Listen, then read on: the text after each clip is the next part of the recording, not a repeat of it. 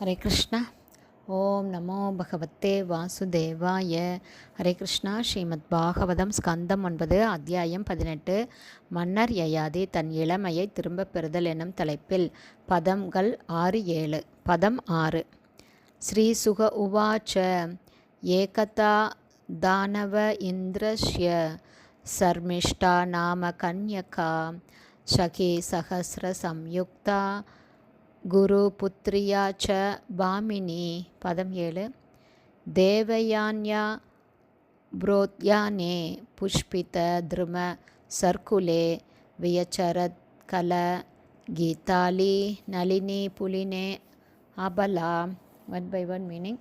ஸ்ரீ சுக உவாச்ச ஸ்ரீ சுகதேவ கோஸ்வாமி கூறினார். ஏகதா ஒரு சமயம், தானவ இந்திரஸ்ய ரிஷபர்மாவின் சர்மிஷ்டை நாம என்ற பெயருடைய கன்யகா ஒரு மகள், சகி சகசிர சம்யுக்தா ஆயிரக்கணக்கான தோழிகளால் சூழப்பட்டபடி, குரு புத்ரியா குரு சுக்ராச்சாரியரின் மகளான ச மேலும் பாமினி மிக சுலபமாக கோபப்படுபவள், தேவயான்யா தேவயானியுடன் புற உக்தியானே அரண்மனை தோட்டத்தினுள் புஷ்பித அழகிய மலர்கள் நிறைந்த திரும நல்ல மரங்கள் சங்குலே அடர்ந்த வியச்சரத் நடந்து சென்றாள்.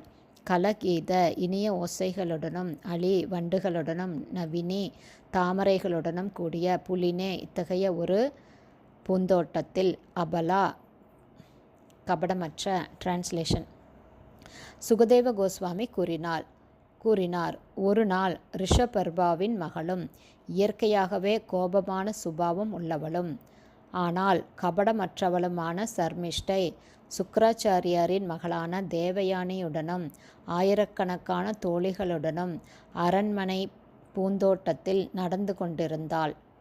அந்த பூந்தோட்டம் அழகிய தாமரைகளாலும் பூமரங்களாலும் மற்றும் சுவை மிகுந்த பழமரங்களாலும் அடர்ந்து இருந்தது.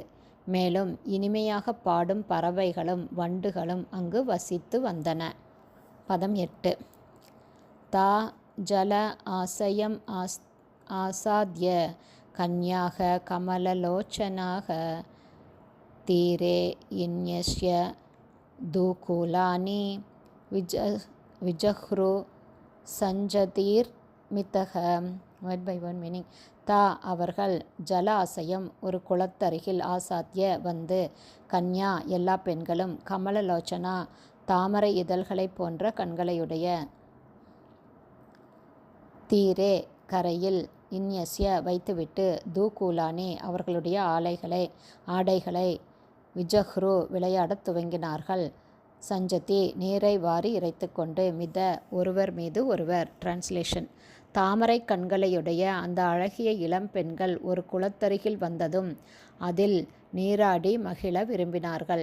இவ்வாறாக தங்கள் ஆடைகளை கரையில் வைத்து விட்டு சென்ற அவர்கள் ஒருவர் மீது ஒருவர் நீரை வாரி இறைத்து கொண்டு விளையாடத் துவங்கினார்கள். பதம் 9.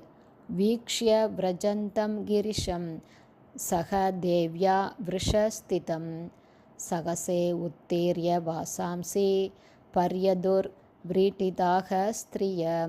1/1 மீனிங். வீக்ஷ்ய கண்டு, விரஜந்தம் கடந்து செல்வதை, கிரீசம் சிவபெருமான், சக உடன், தேவ்யா சிவபெருமானின் மனைவியான பார்வதி, விருஷஸ்திதம் அவரது எருதின் மேல் அமர்ந்து, சகசா விரைவாக, உத்தீர்ய நீரிலிருந்து வெளியேறி, வாசாம்சி ஆடைகளை, பரியது உடலில் அணிந்து கொண்டனர், விரீடிதா வெட்கப்பட்டு, ஸ்திரிய அந்த இளம் மங்கைகள். டிரான்ஸ்லேஷன்.